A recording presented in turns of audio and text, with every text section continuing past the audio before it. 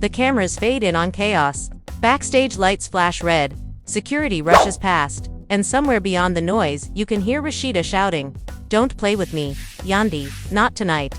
It's the kind of moment that feels unreal, but fans already know this is not another episode. This could be the end of Love and Hip Hop as we know it.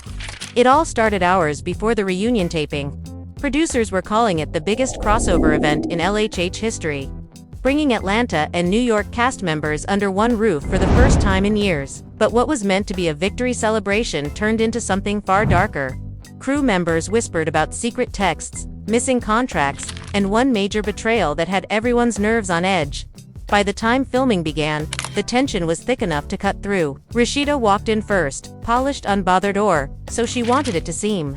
Cameras caught her whispering to Kirk, "If she even mentions my name tonight, I'm done." Across the stage, Yandy sat still, pretending to scroll her phone. Her silence was louder than any insult. When host Mona Scott finally stepped in to open the show, no one could have guessed what was about to unfold. The first segment ran smooth light shade. Rehearsed apologies, but once Rasheeda and Yandy faced each other, everything exploded. "You've been running your mouth in New York? Trying to paint me like I'm fake?" Rasheeda snapped. Yandy laughed under her breath. "Girl, you've been fake since season 1. The only thing real about you is your attitude problem." The audience gasped, and Kirk shifted uncomfortably, muttering, "Here we go again." Cameras zoomed in. Security hovered near the stage. Mona tried to calm them, but the crowd fed on the drama like fire. "Say my name again," Rasheeda warned, pointing across the couch. "I'll end this whole show right now." Yandy stood up. "Then do it. Because I'm tired of pretending y'all perfect when y'all falling apart behind the scenes." That line hit like lightning. Rasheeda froze for half a second before shouting back, "You don't know nothing about my life." Kirk tried to step between them, but Yandy's next words cut through the noise. "The fans already know. Girl, Atlanta ain't the same. Y'all just holding on by a thread." From there, chaos took over. Security rushed the stage. The audience screamed. Mona yelled for cameras to cut, but the footage was already live on social media. Within minutes, clips started flooding Twitter and Instagram hashtags like hashtag #RASHEEDAVs, YanDY and hashtag LHH final episode. Shot straight to trending. Fans were shocked. Some said it was scripted. Others swore this was the real reason production might pull the plug for good. Backstage, producers were panicking. The set was trashed, cast members were crying, and Kirk was seen storming out with his phone pressed to his ear. "I told y'all to keep her away from me," Rasheeda was heard saying off camera. Meanwhile, Yandy's team posted a cryptic story. "Truth hurts when it's on camera." Now, whispers across the industry claim VH1 and MTV executives are considering the unthinkable, canceling Love and Hip Hop altogether. Sources say advertisers are pulling out, crew members have quit, and Mona Scott herself is under fire for letting the reunion spiral out of control. As the footage spreads and fan theories multiply, one question lingers like smoke after a fire: was this fight the breaking point, or the final curtain call for a show that once defined hip-hop reality TV? Whatever the truth is, one thing's certain. The world just watched Love and Hip Hop die on camera, and neither Rasheeda nor Yandy seems ready to apologize. Under the flashing lights, the chaos kept building as if the walls themselves were pulsing with the arguments. People were trying to contain. Security moved fast, but words were faster. Rasheeda stood at the edge of the set, breathing hard, her mic still on her dress, slightly torn from when she pushed past a producer. She yelled again, "Turn those cameras off now." But the red lights stayed blinking. Live feeds had already been mirrored on dozens of fan pages. Clips were everywhere before anyone could stop it. Mona Scott sat frozen in her chair, her headset tilted halfway off her head. The control room was shouting in her ear, "We're trending #1 in under 4 minutes." Someone else yelled, "Do we cut to commercial?" But she just whispered, "Keep rolling," because she knew this kind of chaos sells, and right now ratings meant survival. Yandy paced behind the curtain, her phone buzzing non-stop. She looked calm outside, but her jaw was tight. She whispered to her stylist, "They think I came to play. I told them I'm not bowing to no Atlanta queen." Her stylist nodded silently, afraid to say the wrong thing. In that moment, Kirk was arguing with a stage manager, his voice loud and raw. "Y'all knew this was gonna happen. You baited them. That's why y'all micked everyone in the hallway." He threw his water bottle on the floor. It cracked, spilling across the cables. Someone yelled, "Watch the wires," but the sound of shouting drowned it out. Cameras kept swinging from one side of the set to the other. Fans online started taking sides. Hashtag Team Rasheeda flooded comments, while others fired back with hashtag Team Yandy. Then a door slammed and the room froze. Rasheeda walked back in, slow, her heels clicking one after another, the kind of rhythm that says she's not done. She looked around and said, "If we're gonna end it, let's end it right here on camera." The crew exchanged glances. No one moved. Yandy turned around calmly, raised an eyebrow, and said, "You sure you want that? Because once I talk, there's no coming back." Rasheeda crossed her arms. "Say what you need to say, because I'm done hiding." The silence felt endless. Even the lights hummed too loud. Mona leaned forward, ready to speak, but Yandy got there first. She said, "You've been lying to the audience for years. You built a whole image pretending your marriage was perfect while you were calling producers, begging to edit out your fights." The crowd gasped. Kirk froze. Rasheeda's lips parted. But no words came. Then she stepped forward, her voice low but cutting. "You don't know what I've been through. You don't know what it's like holding something broken together for the sake of a brand." Yandy laughed, but there was no humor in it. "Oh, I know exactly what that's like. The difference is I never sold my pain as perfume." She turned to the camera. "And I never begged the network to hide receipts." Mona stood up, cut her mic. She shouted, but it was too late. Yandy's voice echoed. "You want to talk loyalty, Rasheeda? Tell the fans who really leaked Jasmine's messages. Last year, it wasn't me, it was your own team, because they wanted sympathy views." Rasheeda's face changed, shock mixed with fury. Kirk muttered, "Yo, chill out, don't go there," but she didn't hear him.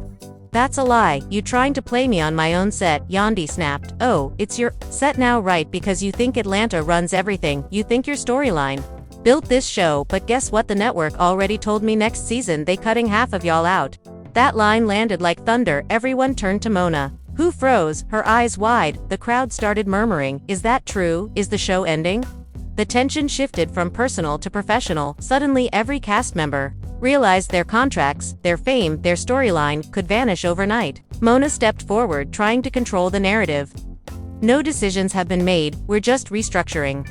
But her voice trembled, and everyone could hear it. Rasheeda whispered, "So it's true you've been planning to replace us?" Yandy smirked. "Maybe. The fans finally want something real." Kirk raised his hands. "Nah, see, this is what y'all do. Y'all start fights to hide the real problem. You ain't about unity. You about spotlight." Yandy shot back. "Unity died when y'all stopped being honest." Security stepped closer, sensing another explosion. The audience chanted both names. Producers whispered to each other about liability waivers. Someone tried to grab the mic from Yandy, but she held it tight. "The world deserves to know the truth. This show been fake for years, and now y'all seeing the cracks." Rasheeda shouted, "Fake? You calling me fake when you staged your whole proposal for ratings?" Yandy said, "At least my man didn't have secret babies behind my back." The crowd screamed. Mona shouted, "Enough." But no one stopped it. Kirk turned his back, muttering, "I can't do this no more." Rasheeda's voice cracked. "Don't walk away, Kirk. Not now, not when they trying to humiliate us." Yandy interrupted. "No one's humiliating you. You did that when you started lying to protect an image." Rasheeda took a deep breath. "You know what? I'm tired of every woman in this business tearing another one down to prove she real. We all been through hell, but you don't see me trying to destroy your name on national TV." Yandy stepped closer. "Girl, this is reality TV. That's what we do." That's when the lights flickered again. Producers yelled something about power overload, but it looked symbolic. The whole set felt like it was falling apart. Mona's headset sparked. She threw it off, yelling, "Cut everything before this ruins us." Butso Mion from the tech booth shouted back, "It's too late, it's already." On the live stream across social media, the meltdown became an instant wildfire, clips hitting millions of views within minutes. Bloggers started posting reactions, fans dissected every frame, lip reading arguments frame by frame. TMZ posted sources confirm Love and Hip Hop may face permanent shutdown after on-set altercation, while gossip pages reposted crying emojis and shocked faces. One fan wrote, "This feels like watching the funeral of reality TV." Another replied, "Nah, this." Backstage, Jasmine Washington peeked from the dressing area, whispering to Carly, "Red Bay really ending it, huh?" Carly shrugged. "Girl, if they cancel it, I'm leaking every unaired scene I got." Jasmine laughed bitterly. "You always knew how to turn a mess into a check." Mona was in a corner now, phone pressed to her ear, talking to a network executive. Her voice was shaking. "I can fix this, just give me one more day. We'll cut the footage. We'll spin it like a publicity stunt." She paused, listening to the silence on the other end, then her eyes widened. "You can't be serious. You can't cancel it. Now we still have contracts." She hung up slowly, her hands trembling. Kirk turned to her. "They pulling the plug, aren't She didn't answer, she just looked toward the stage, where Rasheeda and Yandy still stood apart, neither willing to back down. The crowd was restless, producers were whispering legal phrases like breach and liability. Someone said the network lawyers already drafting statements outside the studio. Paparazzi lined the gates, flashing lights as cars pulled up, fans shouting questions. Is the show cancelled? Did Yandy get fired? Did Rasheeda quit? The cast members avoided eye contact, some covered their faces, others smiled, pretending everything was fine. Inside, Rasheeda finally sat down on the stage, her voice hoarse. I gave this show my life, I built my brand on loyalty, and y'all want to throw it away. For ratings, Yandy crossed her arms. Don't act like you didn't chase ratings. We all did, we all sold a little piece of ourselves. Rasheeda shook her head. Nah, I sold the story, not my soul. Mona finally spoke, her voice soft but final. We're done for today, everyone go home. But nobody moved. Cameras still rolled because instinct told them this. Was history being made, the end of something bigger than just another episode? And somewhere deep down, every person in that room knew that when the credits finally rolled tonight, they might never come back to this stage again. Rasheeda sat still for a moment, staring at the empty stage as crew members quietly packed up cords and lights. The echo of Yandy's words kept circling in her head like a song she couldn't turn off. Kirk stood a few feet away, avoiding her eyes, scrolling his phone for updates. Every gossip page already had screenshots of the argument. Headlines screamed Rasheeda snaps on Yandy live on set, and Love and Hip Hop production halts after violent exchange. The noise outside grew louder, fans were chanting behind the studio gates. Some yelling support, some recording for TikTok. Security was overwhelmed. Mona was gone. She had left minutes ago, chased by 2 assistants and a lawyer. Rasheeda finally stood, brushed off her dress, and said softly, "They're not gonna do me like this." She walked straight to the dressing rooms where Yandy was removing her lashes into the mirror. Yandy didn't turn around when she entered, she just said, "You want round 2? Rasheeda said, "Nah, I just want you to tell me why you did that." Yandy looked at her reflection, her tone calm. "Because you lied, and you acted like everybody else was beneath you. I got tired of pretending." Rasheeda stepped closer. "Pretending about what? That I got problems like anybody else? You think I wanted to air out my marriage for entertainment? You think I like being judged every week?" Yandy finally faced her. "No, I think you liked control. That's what this show gave you, power over the narrative, power over people like me." Rasheeda clenched her jaw. "You sound real self-righteous for someone who used her man's prison story for views." Yandy shot back. "Yeah, and I faced it. I didn't hide behind filters and boutiques. I showed my pain raw and uncut. That's why fans respect me, not because I'm perfect, but because I'm real." The air felt heavy, neither of them blinked. Rasheeda whispered, "You really think this show gonna survive without me?" Yandy smirked. "Baby, this show was never about you, it was about the drama, and right now drama is all they got." A producer quietly peeked through the door. "They want both of y'all to stay for interviews for the press release." Yandy laughed. "Press release, huh?" Translation, "They want us to pretend we still cool for damage control." Rasheeda said, "Tell them I'm not doing no fake reunion." Spin, and walked out, heels striking the floor in hard rhythm outside the corridor. Kirk caught up. "Rash, slow down, you can't leave like this." She snapped. "Don't call me that, not now." He said, "We gotta think smart, the network can spin this if we keep quiet for a few days." She turned on him. "Oh, now, you wanna think smart? Where was that energy when they was clowning me online last season? You let me fight alone every time." Kirk sighed. "You don't get it, they set this whole thing up. Mona been planning this since the ratings dropped." Rasheeda stopped walking. "What are you saying?" He hesitated, then said, "They leaked those texts on purpose to start a feud because the sponsors been pulling out. They needed a scandal." Her eyes widened. "And you knew?" He didn't answer. That was enough. She walked away, her voice breaking. "You let them destroy everything we built." Kirk muttered, "I tried to warn you, but she was gone by the time." He finished his sentence. Meanwhile, in another room, Yandy was on a call, her voice low. "Yeah, I said what I said, and no, I don't regret it. They've been trying to box me out since last year. Tell them if they fire me, I'll leak the footage myself." She ended the call, tossed her phone on the couch, and stared into space. Her assistant whispered, "You sure about this? The internet already dragging both of y'all."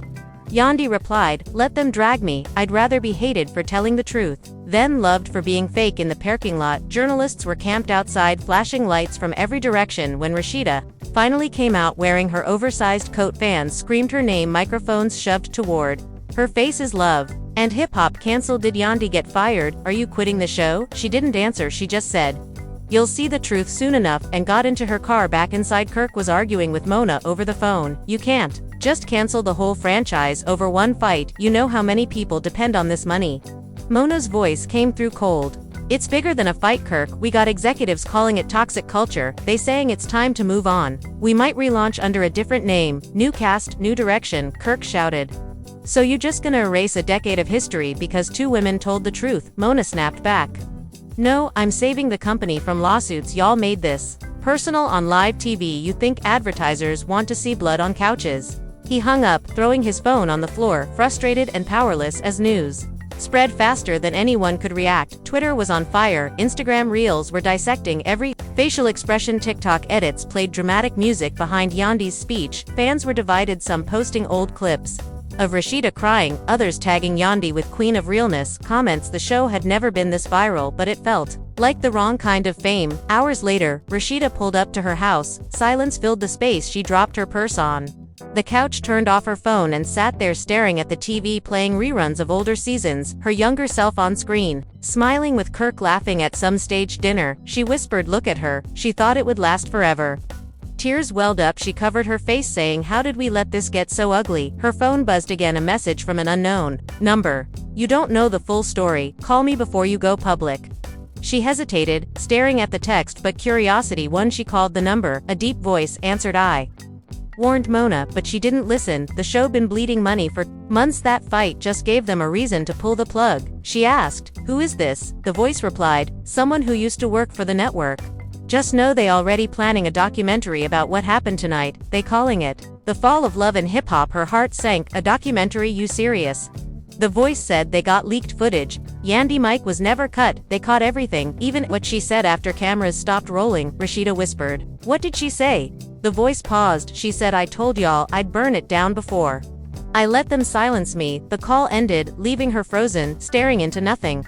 Her mind replayed every moment, every word now, realizing this was more than a fight. It was a takeover, a way for Yandy to rewrite history before anyone else could. By midnight, the internet exploded. Again, leaked audio surfaced of Yandy allegedly calling out producers by name, accusing them of manipulating storylines. They made us puppets, I'm done being their product. Fans rallied behind her, demanding justice. Trending tags like hashtag LHH exposed and hashtag Yandy speaks were everywhere. Mona released a short statement calling it a misunderstanding, blown out of proportion, but nobody believed it. Rumors said sponsors were dropping left and right, and one source claimed VH1 might cancel all spin-offs. The next morning, bloggers camped outside Rasheeda's boutique. Reporters waited at Frost Bistro. Yandy was seen boarding a flight to New York, wearing sunglasses and a hoodie, paparazzi yelling, Yandy, are you the reason the show's ending? She smiled slightly and said, maybe I'm the reason something new begins. Back in Atlanta, Kirk watched the live coverage with a cold cup of coffee beside him. The world around him felt like it was dissolving. His phone buzzed again, a message from Mona. Meet me at the studio in an hour, we need to talk about the footage. He sighed, rubbing his temples, knowing the storm wasn't over. It was just changing direction, because behind all the public drama, there was something deeper brewing, something that could either resurrect the empire or bury it for good, and that was the thought that carried into the next confrontation. Studio, where nothing was as it seemed anymore. The studio was nearly empty when Kirk arrived. Only two security guards stood near the door, whispering into radios. The floors still smelled like sweat and broken lights. The posters of smiling cast members looked haunting. Now their printed laughter mocking the silence inside. Mona was seated in the control booth, wearing sunglasses. Despite the dim light, her laptop open in front of her, she didn't look up when Kirk entered. She just said, you're late, he replied. I had to drive past 15 reporters, they all asking if we shut down for good. She finally looked up. We're not shut down yet, but we might be by morning. Kirk stepped closer. So what's this about footage? Mona turned the screen toward him. The video showed the chaos from the night before, but this angle was different. It was a behind-the-scenes feed. No one was supposed to see Yandy. Off camera, still micked, whispering to someone on the phone, her voice cold and steady. Everything went according to plan. They can't spin this one. Now the truth out, and the network can't silence all of us. Kirk froze. What plan? What truth? Mona said, keep watching. The clip continued. Yandy walked offset and into a hallway, camera following from behind. She looked straight into it at one point, saying, tell them, the new era starts now, we done being puppets. Then she smiled like someone who already knew she'd won. Kirk ran a hand over his face. So she staged the whole fight. Mona nodded, partially she knew The cameras wouldn't cut, that's why she pushed Rasheeda that far. It wasn't random, it was rebellion. She's been in contact with another producer, they're trying to start their own show. Kirk whispered, she playing chess while we arguing over pieces. Mona replied, exactly, and now the network wants a scapegoat. They'll blame whoever leaked the tension, they want someone to take the fall, so the brand can heal before they relaunch under a new name. Kirk frowned. And you think that someone's Rasheeda? Mona said nothing, her silence was answer enough. He shook his head. Nah, you not throwing her under the bus, not after all the years she gave this show. Mona sighed. You think I got a choice? They already drafting the press release. They gonna paint Yandy as a whistleblower and Rasheeda as unstable, unpredictable, the face of toxic reality TV. If we don't feed them that story, they'll shut us down completely. Kirk leaned on the table, his voice trembling. Then let them shut it down, at least it dies honest. Mona whispered, you don't get it, Kirk. They're already filming the documentary. They've got contracts with streaming platforms, millions on the line. They'll destroy whoever stands in the way. He looked at her with disbelief. So we just let them crucify her for ratings again, she said. This is TV, there's no heroes, only survivors. While they argued across town, Rasheeda sat in her boutique, staring at her reflection in the glass window, her phone screen filled with comments. Half love, half hate, fans writing essays, debating who was right. Her heart pounded with each notification. Jasmine walked in quietly, holding 2 coffees. You okay? She asked. Rasheeda laughed bitterly. Does it look like I'm okay?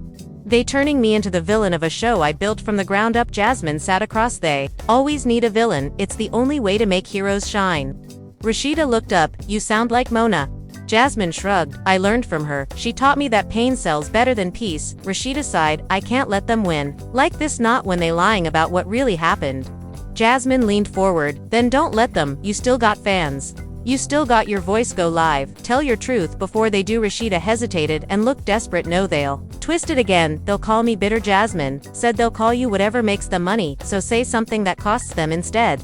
Back at the studio, Yandy returned, wearing all black, surrounded by her own small team of publicists. She walked in like she owned the place. Mona glanced up.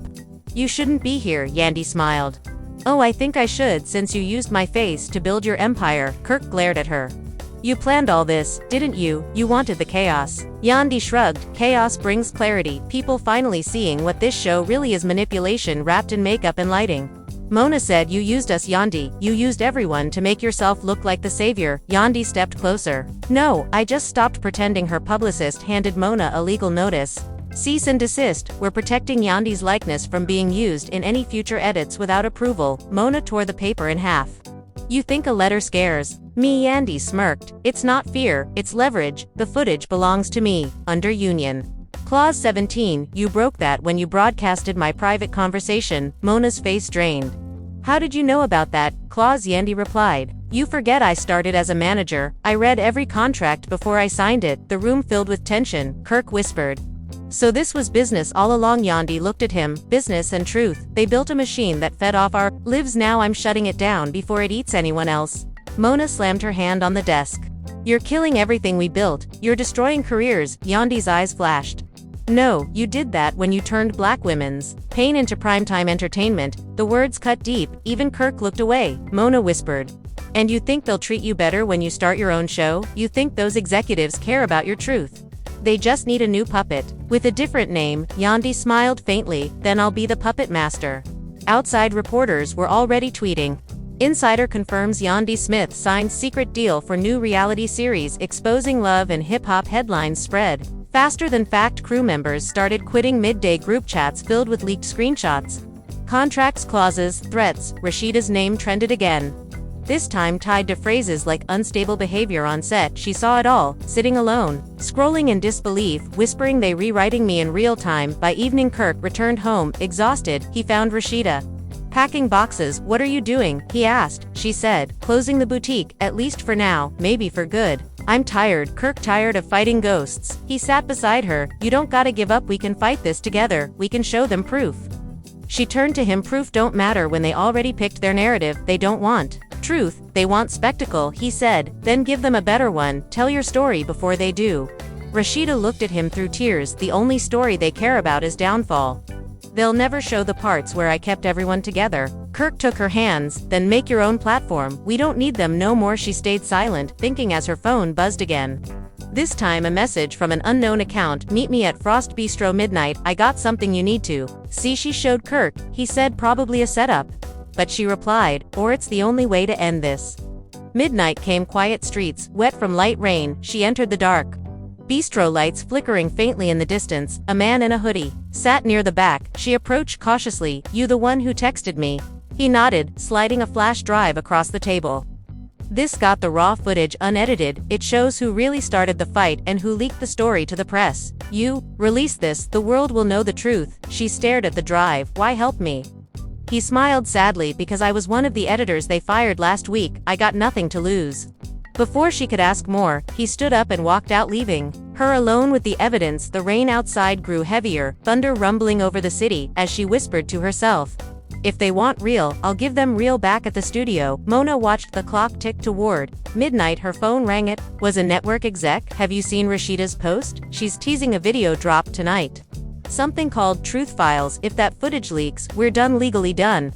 Mona's face turned pale. She whispered what footage, but the answer didn't matter anymore, because somewhere across town Rasheeda was sitting in front of her laptop staring into the camera, her voice steady, her eyes red. She hit record and said, for years they told you what to believe, now I'm showing you what really happened, and that moment would change everything, again pulling the show deeper into chaos than anyone imagined. The clock struck midnight, and within seconds, every phone in Atlanta buzzed the notification read, Rasheeda Frost goes live. Fans flooded in by the thousands, then millions. The screen flickered for a moment before focusing on Rasheeda sitting at her desk, the room dimly lit, her expression calm but heavy. She looked straight into the camera and said, this ain't no promo, this ain't no storyline, this is my truth and y'all can take it how you want. Her voice trembled slightly, then steadied, they've been lying to y'all for years. They make us fight, they script our pain, they cut out the parts where we real and leave in the ones that break us so y'all can talk about us online, like we props. Comments flooded instantly, we believe you, queen, spill it all, sis, is Yandy lying?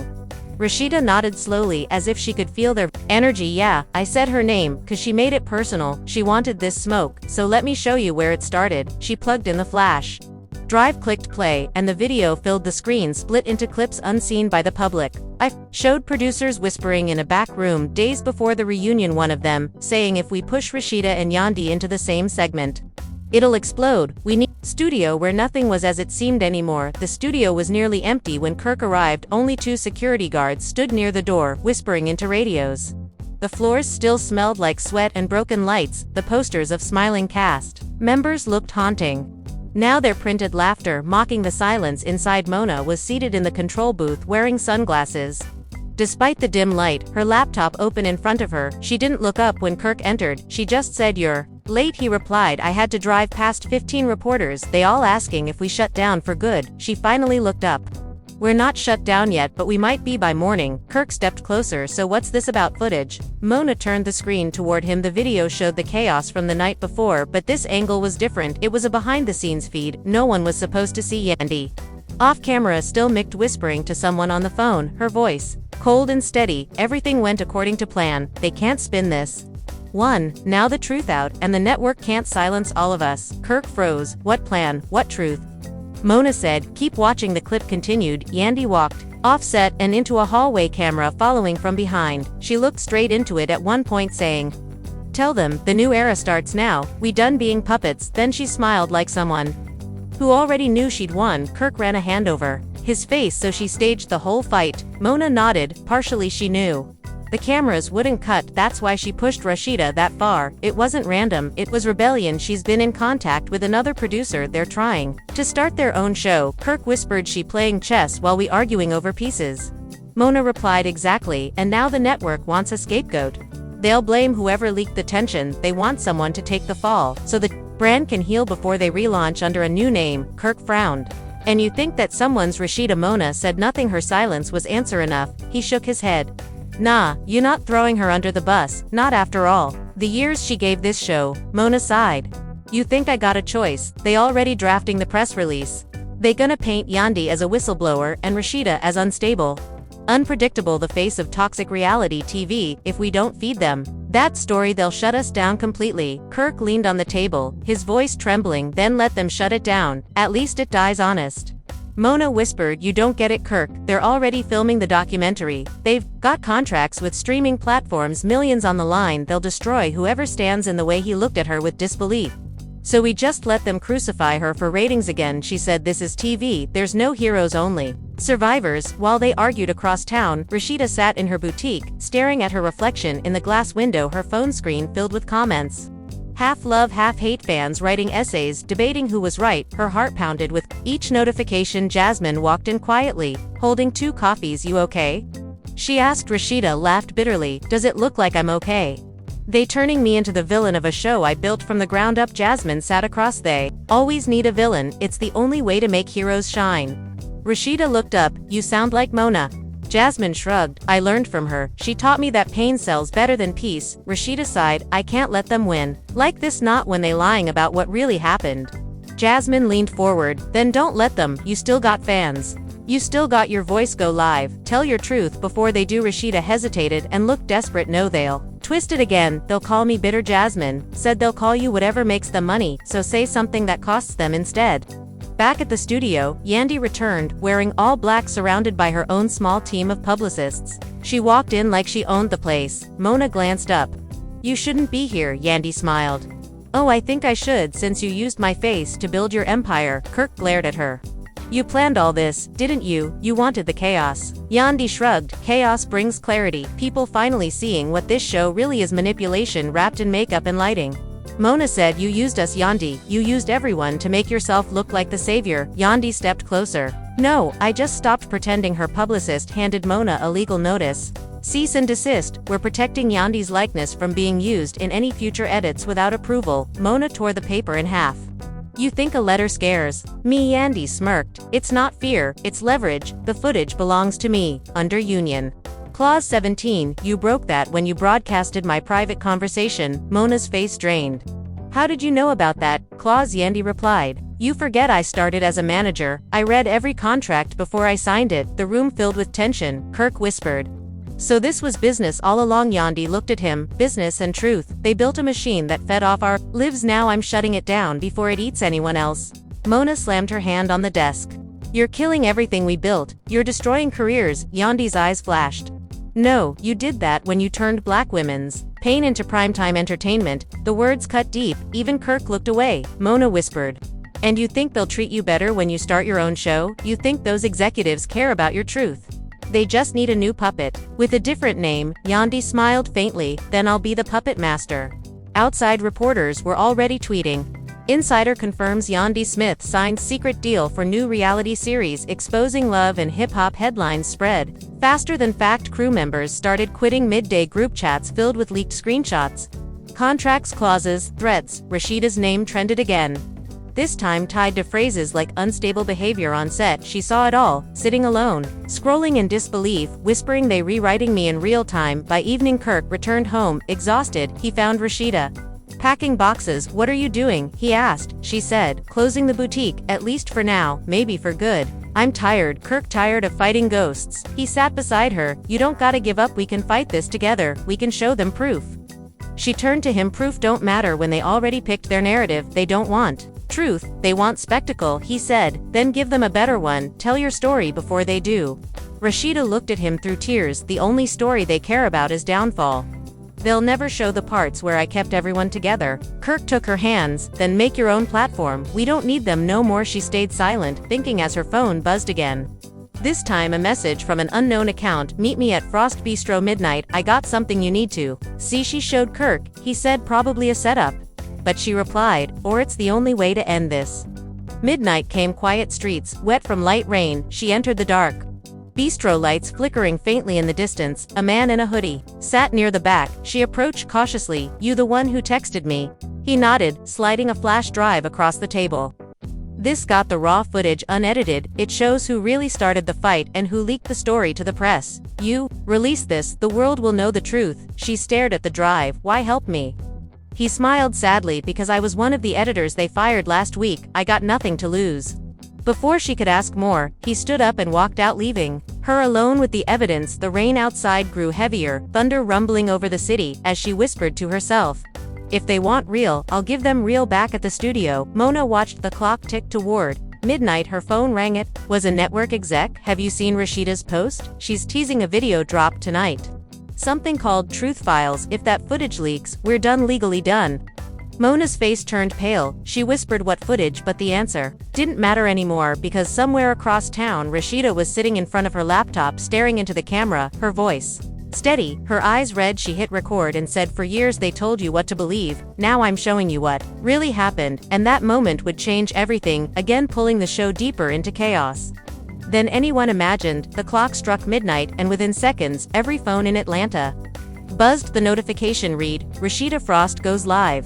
Fans flooded in by the thousands, then millions. The screen flickered for a moment before focusing on Rasheeda sitting at her desk, the room dimly lit, her expression calm but heavy. She looked straight into the camera and said, "This ain't no promo, this ain't no storyline, this is my truth and y'all can take it how you want." Her voice trembled slightly then steadied. "They've been lying to y'all for years. They make us fight, they script our pain, they cut out the parts where we real and leave in the ones that break us so y'all can talk about us online like we props." Comments flooded instantly. "We believe you, Queen, spill it all. Sis, is Yandy lying?" Rasheeda nodded slowly as if she could feel their energy. "Yeah, I said her name, cause she made it personal, she wanted this smoke, so let me show you where it started." She plugged in the flash drive, clicked play, and the video filled the screen, split into clips unseen by the public. I showed producers whispering in a back room days before the reunion, one of them saying, "If we push Rasheeda and Yandy into the same segment, it'll explode. We need a spark, enough. Make sure cameras don't cut. Even if they fight, it'll trend." Gasps filled the chat, fans spamming the live with shocked emojis. The next clip showed a stage manager handing Yandy her mic, "Don't stop rolling no matter what happens," followed by Yandy smirking and saying, "Oh, don't worry, I won't." Rasheeda paused the video. "So when I walked on that stage, I was already set up to fail. They wanted drama, not peace, and I fell right into it. But what they didn't expect was for me to have proof." She clicked to the next clip, showing Mona in the control room shouting, "Let it roll, this is gold, this is the finale we need." Fans went wild, comments pouring, "Mona, you fake, cancel the whole franchise. This is sick." Then came the audio file. Yandy after the fight off camera saying, "They'll never see it coming. I told them the only way to kill the show was to burn it alive." The crowd watching online went silent. Rasheeda leaned in closer. "You hear that? Burn it alive." She meant every word. Her voice cracked, but she kept going. "I gave my heart to this show. My family went through hell on camera for why? All to have something real, but all they cared about was who cried the loudest, who threw the first drink, who bled the most for ratings within minutes." Hashtag Truth Files trended across every platform. Bloggers reposted the entire stream. Reaction videos popped up mid-broadcast. Even news anchors started mentioning it on morning segments. Yandy's phone began buzzing non-stop. She watched the live with her publicist beside her, eyes widening when she heard her own voice. "They leaked it. She actually leaked it," she whispered. The publicist stammered, "We can spin this. We'll say it's deepfake audio." Yandy shook her head. "Nah, that's me. I remember saying it, but not like that. They cut it, they twisted it." She jumped on her own live moments later, trying to do damage control. "Y'all need to understand context. That clip was from months ago. I was talking about production, not the cast. I never wanted to hurt Rasheeda or end the show." Fans filled her chat with split opinions, some defending her, others calling her manipulative. "Nah, you said what? You said." One wrote, "Burn it alive means burn it alive." Back in the Frost household, Kirk was pacing the living room, saying, "Baby, this thing blowing up too big. The lawyers just called. They saying we might get sued for breaching Yandy." Rasheeda looked up from her phone. "I don't care. They can't hide the truth anymore. I'm done being quiet." He rubbed his head. "But you showing footage that belonged to the network, that's dangerous." She said, "You think I'm scared? After what they did to me, this ain't about contracts, it's about conscience."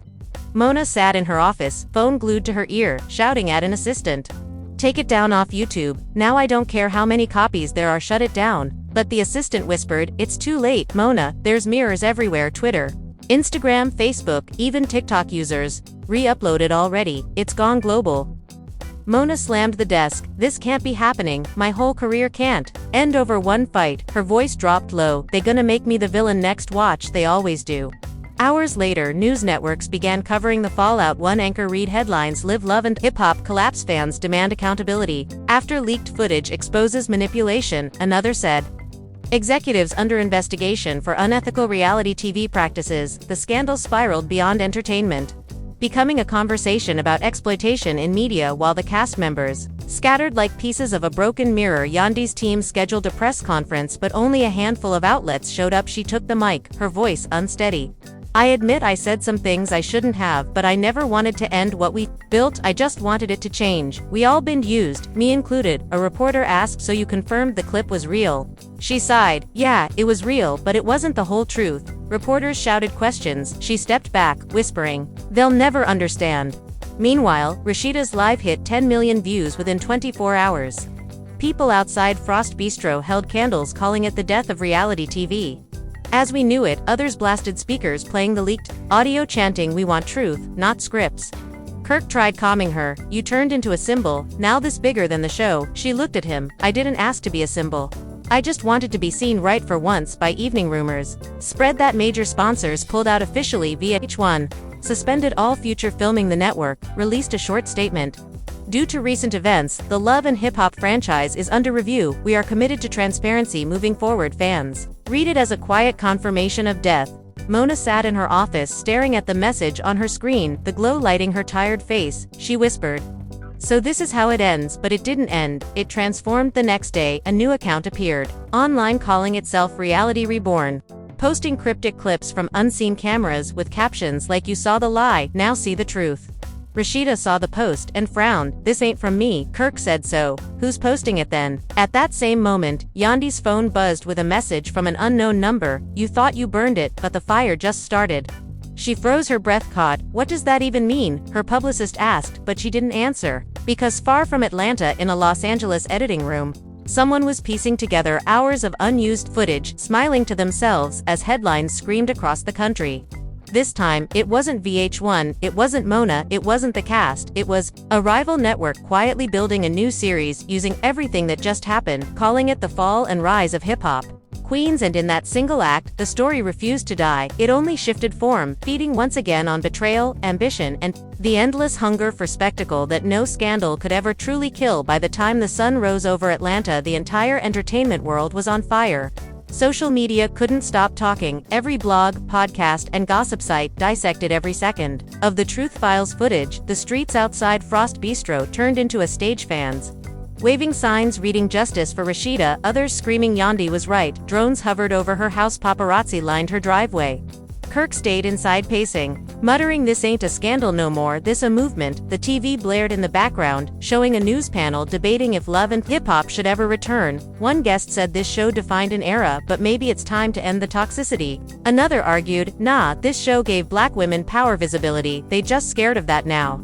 The world was split right down the middle, and everyone wanted a piece. Rasheeda sat near the window, sipping cold coffee, scrolling through notifications. Major producers wanted interviews, podcasts offered money just to get her first post live reaction, but she ignored them, her eyes fixed on one notification from a private account message. Read, meet tonight, rooftop of Skyline Hotel, we can fix everything. She hesitated for hours, but curiosity got her. Like always, Kirk warned. They trying to trap you again, don't go, she replied. If I don't go, they'll write the ending for me, and I can't let them. That night, she put on a black hoodie and left quietly. The Skyline rooftop was empty, except for one man leaning against the railing holding a folder. He looked familiar. She realized it was Darius, one of the show's original executive producers, fired years ago for creative differences. He said, didn't think you'd come. She answered, you said you could fix it, talk. He opened the folder filled with documents, contracts, emails, legal memos. This right here proves the network been cooking ratings for years, forging narratives, lying about fan polls, manipulating edits. This goes beyond you and Yandy, it's corruption top to bottom. She took the folder, flipping through pages. Why give me this now? He sighed, because I've been collecting this for years, and your Liv just blew the door open. We can expose them together, but we need proof from the inside. And that flash drive you had, it's missing a file, it's encrypted, that file has the real smoking gun. She frowned. You mean the part, showing who ordered the setup? He nodded. Exactly the person who started all this. Ain't Yandy, and it ain't Mona, it's someone higher. A name the public ain't ready to hear yet. Before she could ask more, the door behind them opened. Mona walked out, her expression unreadable. So this is where we are now, secret meetings and rooftop deals. Darius stepped back, tense. You got some nerve showing up after everything you pulled. Mona said, I didn't pull anything, you did by leaking Those archives, you think you're saving the truth, but you're just making new enemies.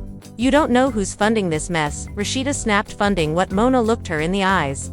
The rival network Darius works for. They planned this from day one. They want to kill love and hip-hop so they can rebuild it under a new name. They using you both as bait.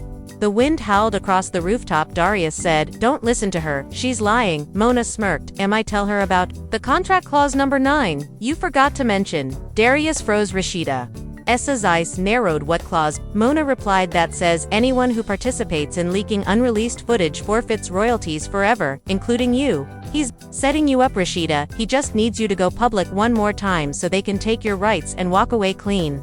Rasheeda stepped back, her voice shaking. "Is that true?" Darius didn't answer. Mona took a step closer. "He's using you just like the network did, and if you don't believe me, check the folder."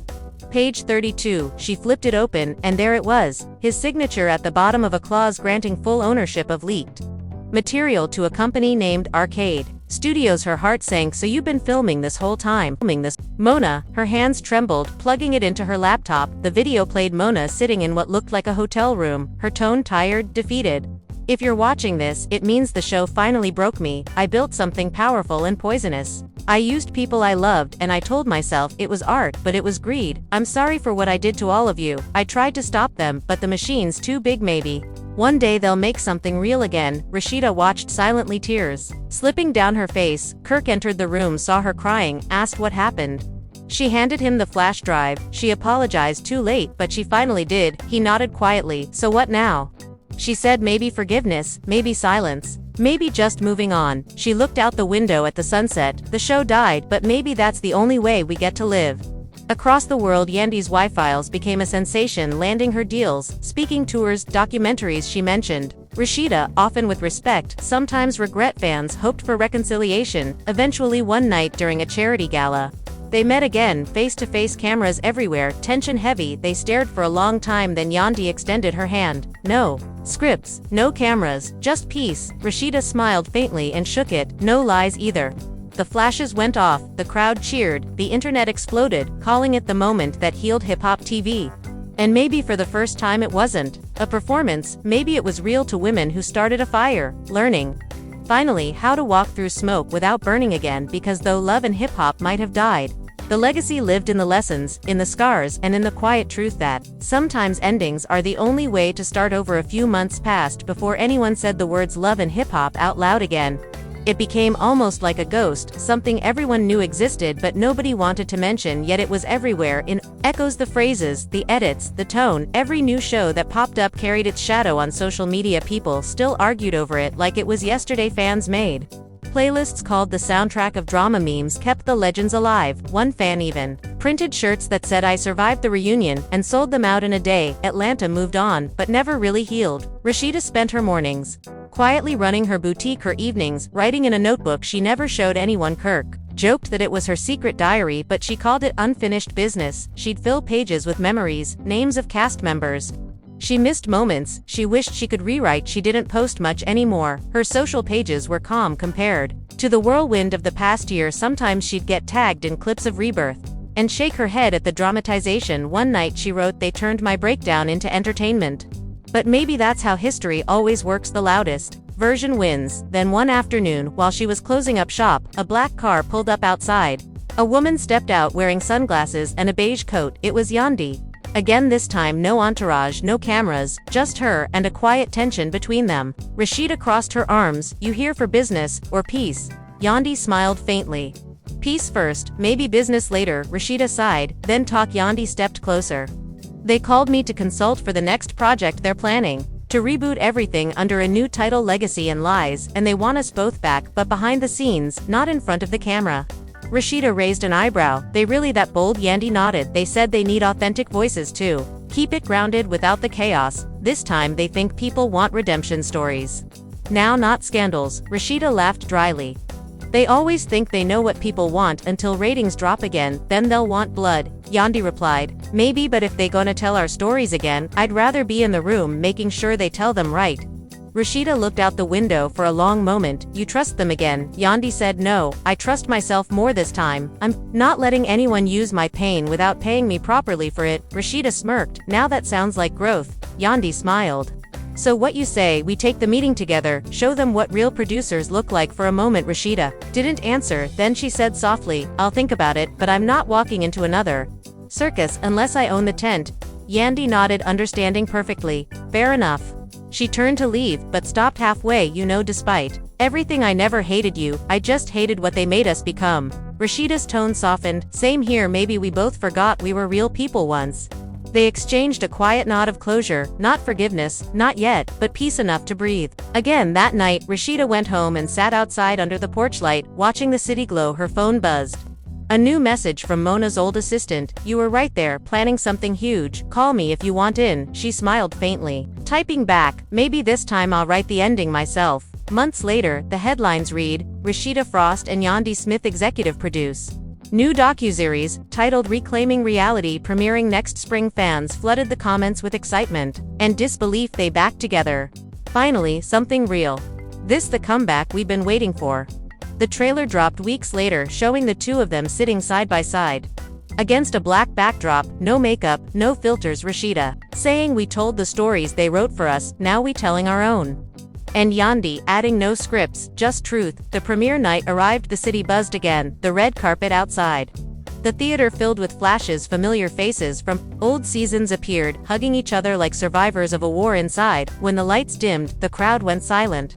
The first scene played footage from the chaos years before, then faded into the present. Rasheeda narrating, we thought fame was freedom, but it was a leash. We all had to learn how to cut. The audience clapped softly, emotionally, some crying. As the credits rolled, the camera showed behind the scenes clips of them laughing again, not performing, just being people. Yandy saying, after everything we went through, I realized the real story was never about drama, it was about survival. The crowd stood up cheering. Someone shouted, bring it back. She smiled on stage and said, nah, let's just let it rest where it belongs. Outside afterward, the air was cool, the city lights shimmered on wet pavement. Reporters asked if this meant love and hip-hop would ever return. Rasheeda shook her head. Some things you don't resurrect, you just learn from them. Yandy added, we didn't end it, we evolved it, that's enough. The crowd cheered again. Later that night, Rasheeda stood by her car looking up at the skyline, whispering to herself, we finally did it, we turned noise into something worth hearing. Kirk put an arm around her. You proud yet? She smiled. Yeah, maybe for the first time. And as they drove away past the flashing cameras and billboards with their names on them, she realized something. The show might have died, but the story lived, because the truth once told never fades, it just changes hands. And for the first time in years, that truth finally belonged to her. When morning came, Atlanta felt light again. No chaos, no headlines, just calm, the kind of calm that comes after years of noise. Rasheeda woke up early, sunlight spilling across her bedroom. The city was already alive. Outside, horns, buses, voices, but inside it was quiet. Kirk was downstairs making breakfast, humming to himself something old from their early days. She smiled, listening. It felt human again, real. No cameras, no producers, no fake storylines. Her phone buzzed a dozen times.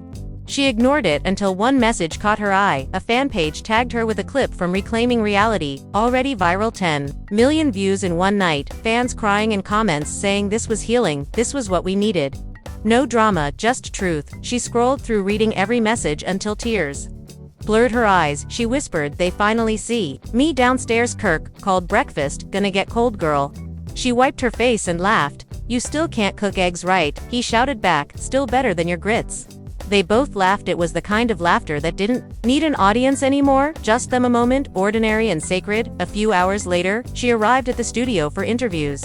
Networks lined up wanting her take on the docuseries. Her team told her everybody loves it, the reviews are glowing, saying it's groundbreaking. She nodded politely, but inside she just felt relief when she stepped into the room. She saw Yandy already there, smiling softly. They hugged without hesitation, this time no tension, just respect. The interviewer said, the world's calling this the resurrection of reality. TV done right, how does that feel?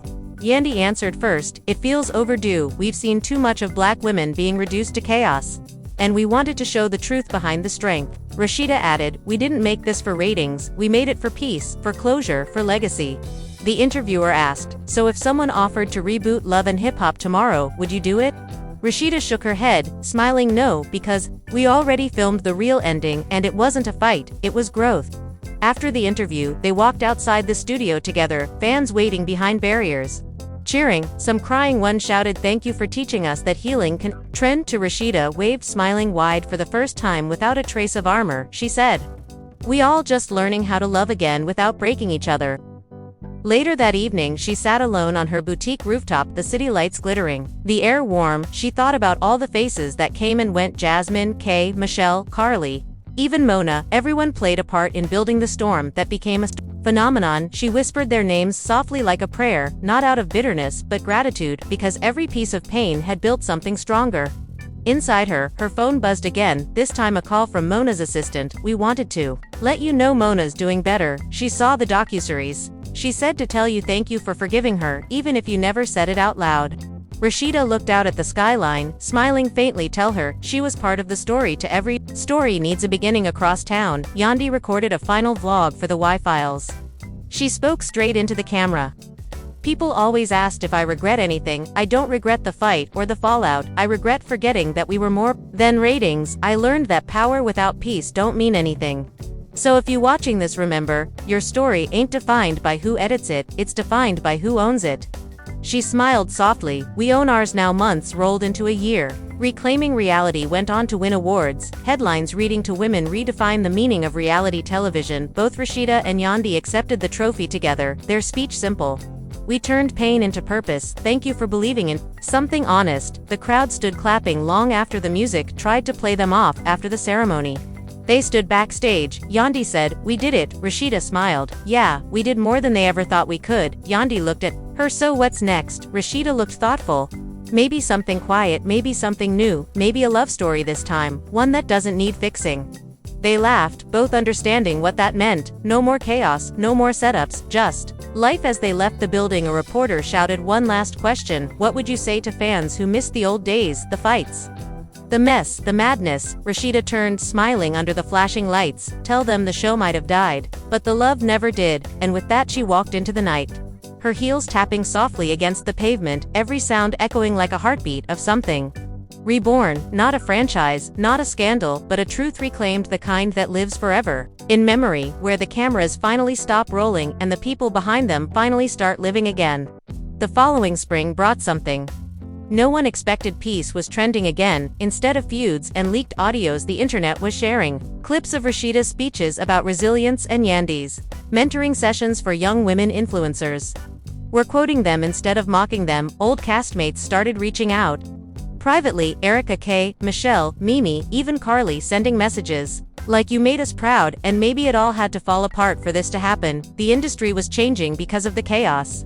They survived what began as destruction had become design. Rasheeda's boutique expanded. She opened a new location in Miami with lines of customers wrapping around the block. Local press called it a phoenix brand because it rose from ashes. She laughed when she saw that headline, but deep down it felt true. Kirk handled the logistics. She handled the vision. Together, they had found balance again. Not perfect, but human sometimes. They'd still argue over small things, but without cameras, those arguments ended with laughter, not edits. One night while locking up, he said, "Remember when every argument turned into an episode title?" She smiled. "Yeah, and now it's just Tuesday night." Meanwhile, Yandy had turned the Y-Files into a full media company, mentoring new creators, teaching them about contracts, production ownership. She spoke at universities about representation in entertainment and how to stay authentic. Her words carried weight. Now people called her the architect of reform reality, something she never imagined becoming. When it all began, she'd smile and say, "I just stopped letting people tell my story for me." One afternoon she called Rasheeda, saying, "We should do something for the old crew, like a reunion, but not for TV, for healing. Maybe a panel, something positive." Rasheeda hesitated, then said, "If we do it, no drama, no producers, just us telling the truth, one last time." Yandy agreed. Exactly that, a full circle moment. Weeks later, they booked an auditorium in Atlanta. Hundreds came: cast members, fans, bloggers, critics, all sitting together for the first time in peace. The stage was simple: 2 chairs, 2 microphones, a big screen behind them showing memories from the past, laughter, tears, old confessions. When they walked out, the crowd stood clapping for minutes. Rasheeda took the mic first. "We came here not to rewrite history but to accept it. We lived through the best and worst of fame, and we still standing." Yandy added, "And we learned something. The power they gave us through chaos we can use through clarity." Questions came from the audience. One fan asked, If you could go back, would you change anything? Rasheeda smiled. I'd protect my peace more. But no, I wouldn't erase it because every mistake made me who I am, Yandy said. I'd listen. More talk less, but I'd still speak my truth, even if it costs everything. The crowd applauded. A warmth filled the room, a sense of shared closure that no edit could ever fake after the event. As they left through the back door away from cameras, they sat together on the steps, eating from paper plates, laughing about the old days. Rasheeda said, "We really turned all that mess into a message, huh?" Yandy laughed, "We turned pain into a brand, baby." They both burst out laughing so loud. Security peeked around the corner, smiling at the sound of something real again. Months later, the documentary of that event dropped, titled after the fame. It wasn't sensational, it was intimate. Showing conversations about healing, motherhood, rebuilding, marriages, and sisterhood, it became one of the most watched specials of the year. Critics called it the quiet revolution of reality television. Rasheeda's voice in the closing scene said, "We thought fame would make us immortal, but turns out grace did." Years passed. Both women thrived in their separate paths, but stayed in touch, sending each other holiday photos, voice notes, birthday wishes. One summer day, they met again at an award show where, after the fame was being honored for cultural impact, the announcer called their names and said, "For proving that reality can evolve into redemption." They walked on stage, holding hands, not as rivals but as survivors. Rasheeda said, "We came from noise, but we found harmony. Thank you for letting us grow." The audience stood clapping, tears shining under the lights. That night, as the crowd dispersed and the building emptied, Rasheeda stood outside, watching the stars. Yandy beside her. Quietly she said, "So I guess this is, really, the end of the story." Rasheeda smiled. Maybe not the end, maybe just the legacy. They hugged one last time as flashlights faded behind them, and the camera that once divided them caught its final shot. To women walking away side by side into the dark Atlanta night. No drama, no script, just peace. The true final episode of Love and Hip Hop. Years later, Atlanta had grown quieter, older, and wiser. Its skyline taller, its stories softer. No one talked about love and hip hop the same way anymore. It wasn't gossip now, it was legend, something that had changed an entire generation of television. Students wrote dissertations about it, producers referenced it in meetings, and fans still whispered lines from their favorite fights like quotes from a forgotten play. But when people spoke of Rasheeda Frost and Yandy Smith, it wasn't scandal they mentioned anymore. It was legacy. Rasheeda lived outside the city now, on the outskirts where the noise of traffic faded into birdsong. Her boutique had grown into a full fashion line distributed globally, and her designs carried a quiet message stitched into every label. Truth stitched stronger than fame. She ran her company her way, no partners, no producers, no middlemen. She employed women who had once been cast aside by the same kind of media circus. She survived. People called her the mentor of Atlanta, though she never asked for the title. Most days she started her mornings walking the property with a cup of coffee, the grass wet with dew, her mind calm. Kirk was still there, still by her side. They had grown into a rhythm that didn't need validation. Some days they barely spoke, but silence had become their peace. One morning, he looked up from his paper and said quietly, "You ever miss it? The cameras, the noise?" She thought for a long second before answering, "Sometimes, but not enough to go back."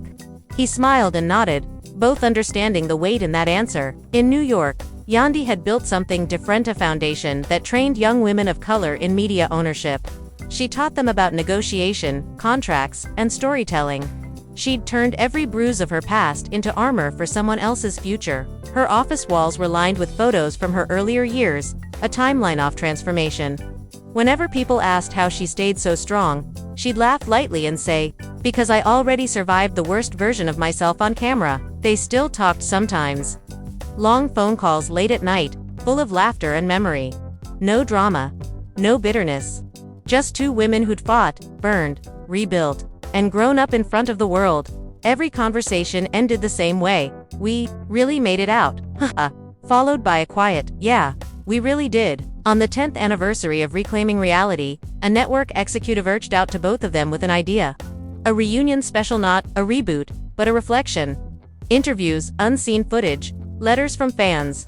They were hesitant at first, but curiosity won. Weeks later, they sat together again on a soundstage. No makeup, no bright lights, just a few cameras and a soft backdrop that read the final conversation. The producer asked gently, "If you could say something to the version of yourselves from those early days, what would it be?" Yandy went first, her voice calm but thick with feeling. "I'd tell her she's allowed to rest. that you don't have to scream to be seen. That truth don't need an audience to be real. Rasheeda nodded, eyes wet. I'd tell her that it's okay to forgive yourself for what you had to do to survive. We were young, and we were scared, but we were brave too. They talked for hours about the mistakes, the sisterhood, the pain, and the pride. They laughed about how fans still replayed old clips as memes, how entire careers had been built off the chaos they once thought would ruin them. And somewhere in the middle of all that honesty, they both realized it wasn't shame anymore. It was history. When the special aired months later, it wasn't promoted with flashy trailers or it appeared quietly on streaming, just titled Rasheeda and Yandy. After everything, people found it organically. It spread slowly but deeply. Fans old and new called it the most human episode television ever gave us. And for the first time, love and hip-hop was remembered, not for the fights, but for the forgiveness that came after. After the release, Rasheeda drove to New York for the first time in years to see Yandy in person. They met at a small diner, the same kind they used to film fake lunches in, only this time there were no microphones, no cues. They talked for hours. When they stood to leave, Yandy said softly, "You know, we'll always be tied to that show." Rasheeda smiled. "Yeah, but now we control what the tie means." They hugged long and quietly. When they stepped outside, the sun had already started to set. It hit the glass buildings around them, turning the whole street gold. Neither of them spoke. They just stood there, two women who had once carried a franchise now standing in its afterglow. Later, fans online would share that final moment from the documentary to silhouettes walking down a city street and caption it, "Not the end, just the peace they earned." And maybe that was the truth of it all.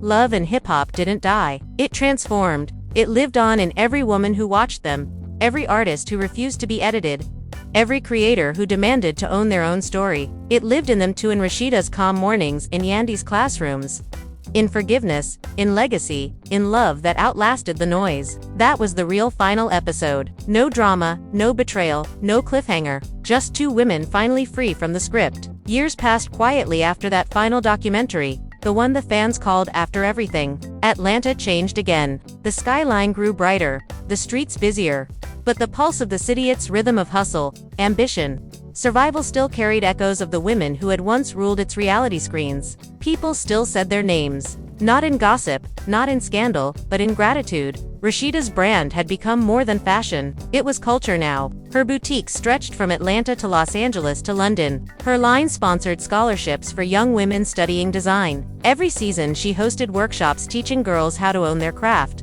not sell their worth. And though she'd built an empire larger than anyone expected, she still worked behind the counter sometimes, talking to customers, smiling when they told her they grew up watching her. She'd laugh softly and say, "I grew up watching me too." Kirk had changed. He wasn't chasing trends anymore, or trying to stay relevant in an industry that forgot its veterans. He opened a small recording studio downtown for new artists who couldn't afford high-end production. People called it Frost Frequency. And he'd spend late nights guiding young rappers through their first takes, teaching them the business side nobody ever taught him. Sometimes, when Rasheeda stopped by, she'd sit in the back watching him work and whisper, "We finally found what all that noise was for." In New York, Yandy had built something even more lasting than fame. Her foundation, the real work, had expanded into schools across several states, focusing on mentorship and empowerment. Every graduation ceremony felt like a new beginning. When she stood at podiums, she didn't talk about television anymore. She talked about freedom, the kind you build for yourself when no one's watching. One afternoon, she received an envelope from Atlanta. Inside was a handwritten note in Rasheeda's looping cursive. "We've come far, but I think it's time we close the circle. Come home one last time." Attached was a plane ticket and a photo of the old Frost Bistro, still standing. The following week, she arrived. The city air felt different now, less heat, more history. When she walked into the bistro, the room was filled with familiar faces. Kay Michelle, Erica, Carly, Mimi, Jasmine, all older, calmer, softer around the edges. No cameras, no crew, just people. Rasheeda stood up smiling. "Look who finally made it." Yandy laughed, hugging her tightly. "I thought you'd never call." The reunion wasn't about headlines or ratings. It was about healing. They sat around the table sharing food, telling stories that once belonged to tabloids but now sounded like survival songs. Kay Michelle said, "Remember when they told us to fight or lose screen time?" Everyone laughed. Erica said, "And we believed them." Jasmine added, We didn't know we were the story all along. As the evening went on, they toasted to everything, the lessons, the losses, the strength. Rasheeda raised her glass and said, "We came in as castmates, left as characters, and found our way back as women. That's legacy." The table went quiet for a moment, then filled with applause and tears. After dinner, as the group drifted outside, the sky glowed with the soft orange of a southern sunset. Yandy stood beside Rasheeda on the sidewalk. "You ever think about how it all started?" she asked. Rasheeda smiled. "Yeah." Two women on opposite couches, microphones on, hearts off. They both laughed quietly. A kind of laughter that came from recognition, not irony. A car drove by slowly, windows down, playing the old love and hip-hop theme song. They froze, then laughed harder this time. Yandy said, "You think they'll ever let it go?" Rasheeda shook her head. "Maybe they shouldn't.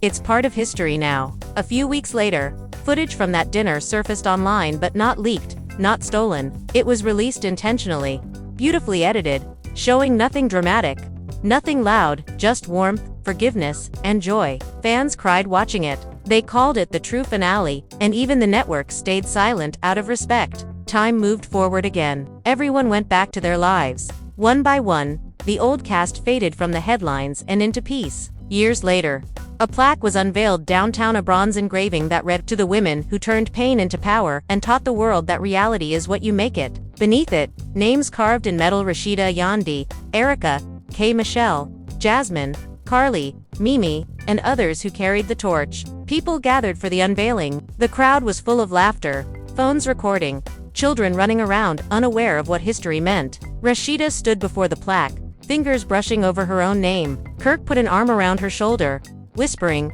"We made it." She smiled, eyes bright. "No, we grew through it." And as the crowd cheered, Yandy stood beside her again, both of them looking at what they built: not a show, not fame, but a legacy that outlasted both. No scripts, no retakes, no cuts, just truth, standing solid in bronze. That night, as the city lights shimmered over Atlanta, the air felt full of closure. The story that began in chaos had ended in calm. Love and hip-hop wasn't gone. It had simply evolved into something truer, something softer, something earned. And somewhere in that quiet, between the flash of memories and the hum of peace, the real final episode faded out to women walking away again. This time with no cameras behind them, no audience waiting, no drama to replay, only legacy.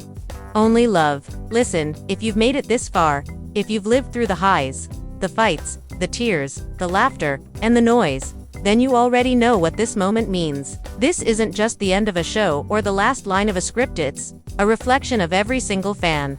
Every single person who ever believed in love and hip-hop.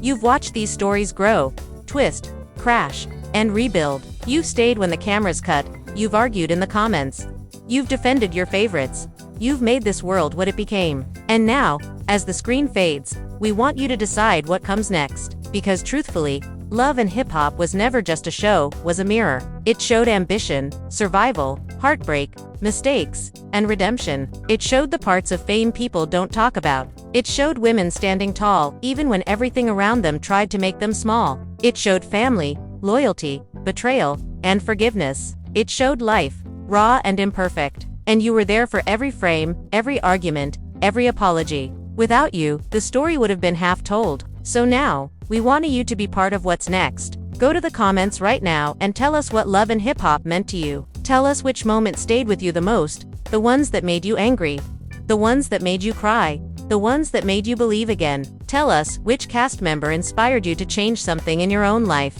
Tell us what you learned about yourself, watching them fight, fall, and rise again. Because that's the real power of this story. It wasn't Because that's the real power of this story. It wasn't about fame, it was about reflection. And if you still believe in that kind of storytelling, the kind that's messy, real, human, and unfiltered, then hit that like button, subscribe, and join this community, because we're not done telling stories. The next chapter isn't about chaos, it's about truth. It's about the people behind the cameras, the hearts behind the headlines, and the real lessons behind the drama. You've seen the pain, now be here for the purpose. Share this video with someone who used to stay up late watching every episode.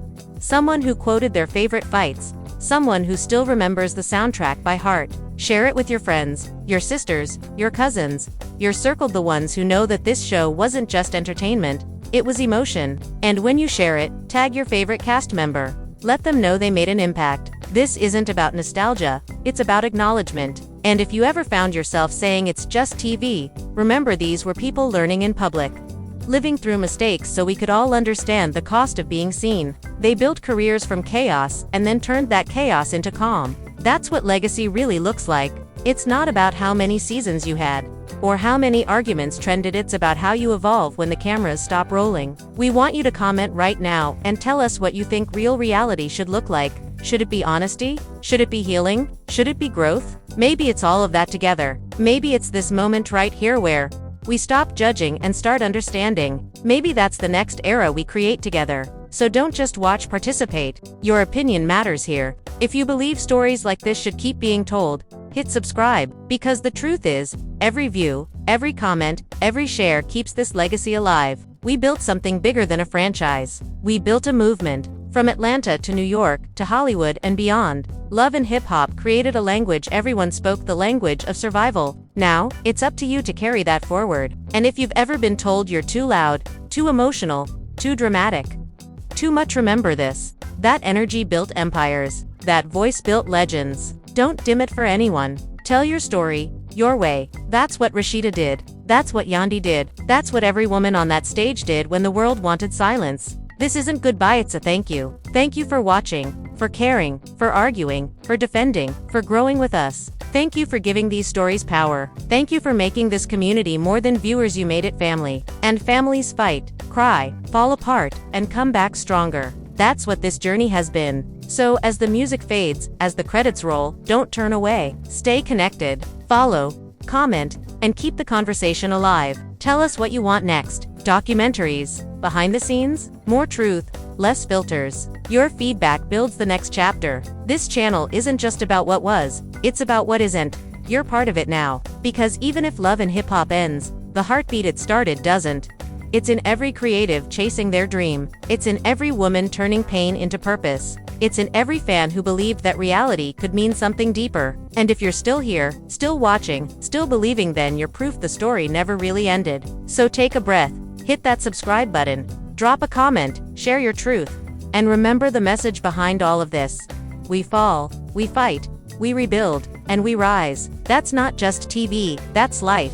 And to every single person watching right now, you're part of that legacy. Thank you for being here. Thank you for growing with us. Thank you for helping love and hip-hop live forever, not on screens, but in hearts. This isn't the end. This is the next beginning. Keep watching, keep believing, and most of all, keep loving. Most of all, keep loving.